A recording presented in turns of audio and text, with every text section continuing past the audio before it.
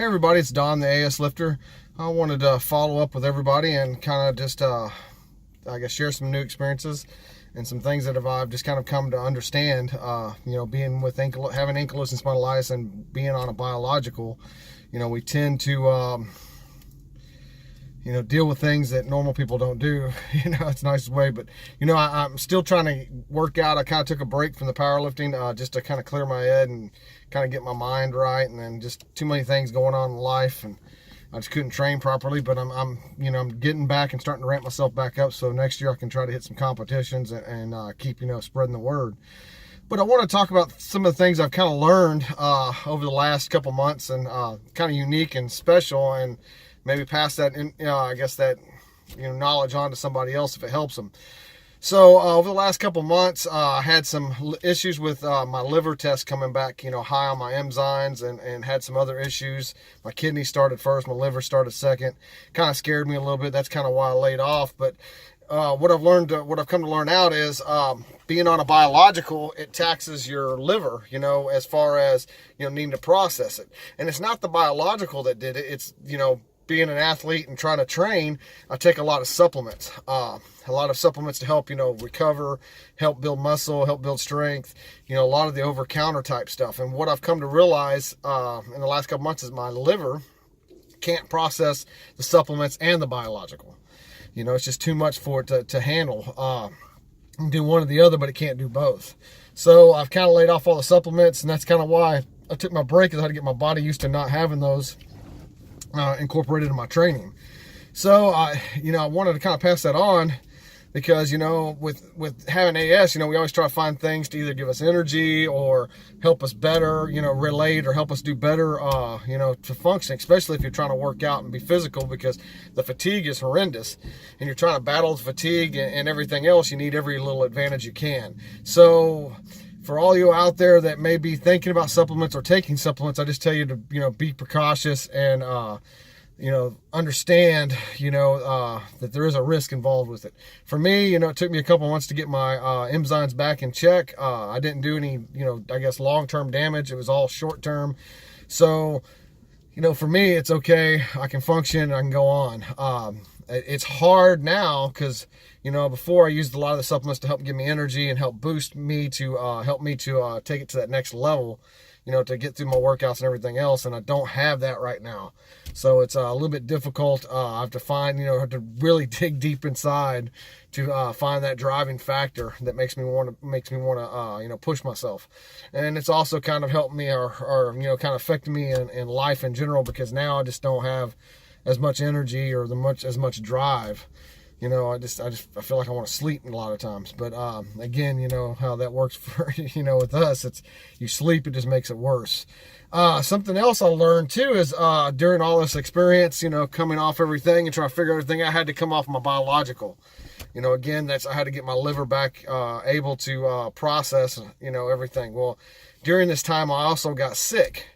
And I learned a very important lesson that I talked to another gentleman. It's kind of funny because, he was talking about his son having AS and his son that kind of experienced the same thing. But with me is every time I've taken an antibiotic, it seems like I go into a mini flare. And I don't know if that's common or how many other people have experienced that.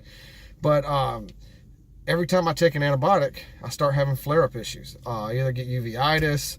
That was, it's happened a couple times, or, mild cases of it, or I've had issues to where, my joints hurt. I start feeling, that pain, that, that burning deep down inside my spine and my lower back, and in my hips as well.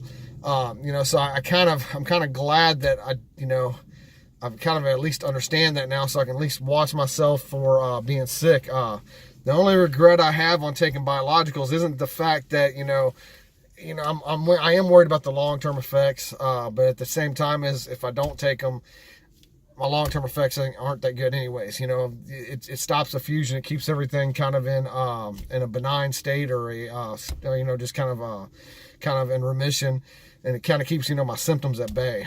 I am worried about the long-term effects, because biologicals, man, nobody knows. You know, some people live long or have been on them for like 20 years and they're fine.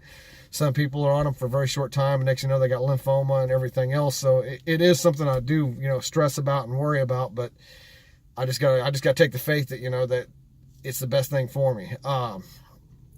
But when I came off the biological, I took the antibiotic, I had my flare up. You know, it was a very realistic reminder, you know, of some of the battles that we go through. Sleep was almost impossible. Laying down, it just felt like fire in my back. I mean, it just deep down inside, it felt like it was just burning. So it's kind of you know, kind of that stark reminder of how bad it can be. So I just wanted to kind of pass this along. If anybody out there listening has, you know, experienced anything like this, especially with the antibiotics, please let me know. I'm just kind of curious of how many of us it affects, you know, because for me, it does affect me. But again, thank you everybody for your support over the past couple of years. I've gained a lot of followers. I've got a lot of comments on my YouTube channel, and I'm very thankful for that. It's very humbling to me because, you know, I'm happy to see that. You know, I'm happy to see so many people, you know, reaching out or you know, just trying to say hello or sharing their experiences with me. It makes me not feel so alone. I know sometimes a lot of us feel like we're on our own little island. But again, everybody, thank you. Thank you for the support. Please click the subscribe button, share the video if you feel like it, or any of the other videos I have done. Again, look for me in 2019, because 2019 is going to be an awesome year. You know, I've got some big plans I'm hoping for. And man, guys, keep fighting. You know, I love seeing the stories of all the people that fight, all the people that keep pushing forward.